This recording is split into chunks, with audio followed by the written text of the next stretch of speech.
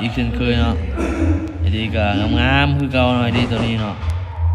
ไอดีล้านปลายเนาะแต่ว่ามันก็งามเกินราคาแล้วเนาะตัวนี้คือว่ามีลูกค้าหลายนี่ก็ไปประมาณ2กว่าๆนี่ได้อยู่ดีตัวนี้เนาะเพื่อเป็นการเสียเวลาเฮาก็ไปเบิ่งสกินปืนกันเลยเนาะสำหรับสกินปืนก็จะมีตัวนี้เลยลั่น2อันดับ1แล้วก็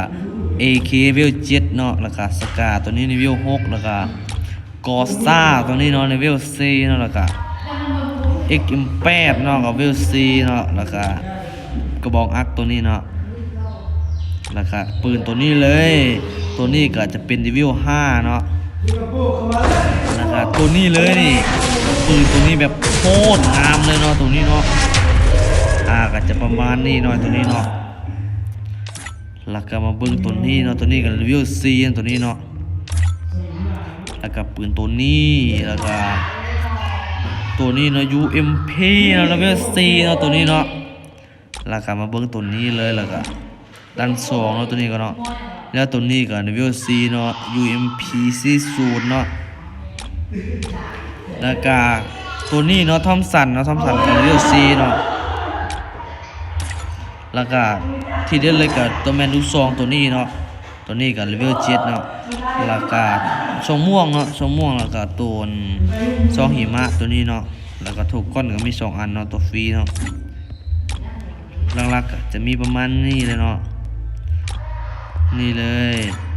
มัดก็จะมีอันนึงเนาะมีแมนมัดไฟเนาะมัดโลกันเนาะสำหรับไอ้โบก็จะมีหลากหลายให้ใส่กันเลยเนาะใส่กับไปบ่เบื่อเลยเนาะมือนึงมีไฟแบบ4-5 อันก็ได้นะแล้วเอาไปเบิ่งทางด้านสุดกันเลยเนาะสุดกะจะมีประมาณนี้เลยเนาะหัวก็จะมีตัวนี้เลยแล้วก็ตัวนี้แล้วก็หมวกตัวนี้เนาะแล้วก็มีหัวตัวนี้น้ำเนาะหัวตัวนี้เนาะ3-4เนาะแล้วก็มีหน้ากากตัวนี้เนาะแล้วก็ผ้าปิดปากตัวนี้แล้วก็หน้ากากฮิตตัวนี้เนาะแล้วก็นวดขาวเนาะแล้วก็มีตาตัวนี้น้ำเนาะสำหรับเสื้อก็จะมีเสื้อดอนตัวนี้เนาะแล้วก็เสื้อขาวแล้วก็เสื้อนักแข่งแล้วก็เสื้อนักแข่งอีกตัวเนาะแล้วก็เสื้อตัวนี้เนาะเสื้อก็จะมีประมาณนี้เนาะเดี๋ยวเนาะจะมีประมาณนี้เลยเนาะเดี๋ยวอันสลับกางเกงก็จะมีแบบกางเกงฮิตกันให้ใส่เลยเนาะกางเกงกับแบบใส่แบบสบายเลยเนาะกางเกงนี่นะแล้วมาเบิ้งทางด้านสกายวิงก็จะมีตัวนี้เลยเนาะที่แบบนี้เลยเนาะค่อยเป็นคนขับเนาะก็จะที่ประมาณนี้เนาะสำหรับผู้ใดที่ได้ไปก็ถือว่างามชุดละเนาะไอ้ดีตัวนี้เนาะนี่เนาะท่าทางโอ้โหท่าทางแบบโคตรงามเลยเนาะท่าตัวนี้ก็มีเนาะเฮ้ยท่าตัวนี้กันต่ำเจาะอีกโอ้โหแล้วก็มีท่าเจ็ดอีกอันเนาะท่าทางก็จะมีหลากหลายไส้กันไปประมาณนี้เนาะ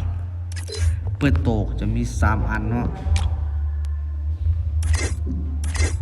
นี่เลยถ้าปัญญปัญญาอย่างกับมีเนาะแต่ว่าตัวนี้มี400อันเนาะแล้วก็มีเพชรให้อีก939เพชรเนาะสามารถที่จะเติมอีกแล้วก็ไปอัพปืนสกาได้เนาะสกาเลเวล6หรือว่ามักปืนใดก็สามารถที่จะเติมแล้วก็อัพอีกก็ได้เนาะสำหรับเมกาโรดอนเนาะเหลืออีกแค่ประมาณ4,000เพชรเนาะจะเติมอีกประมาณ 2,000 บาทนี่ก็น่าจะได้แล้วยูเจ็ดเนาะที่กันไปเลยสำหรับใครที่สนใจก็มีแต่ว่าทักมาทางWhatsApp หรือว่าทางเฟซเลยเนาะเขาค่อยชิวางไว้ให้เนาะสำหรับใครที่สนใจก็สอบถามได้เพิ่มเติมที่ว่าตามข้อมูลที่ค่อยวางไว้ให้เลยเนาะ